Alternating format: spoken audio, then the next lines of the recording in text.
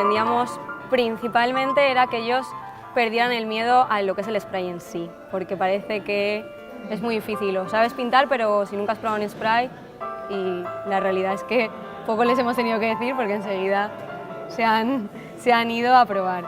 Tienes que jugar con las distancias, jugar con los capuchones, ¿no? Tienes que jugar con esas cosas para crear pues, unas atmósferas o unas cosas, pero lo principal es práctica, es estar ahí.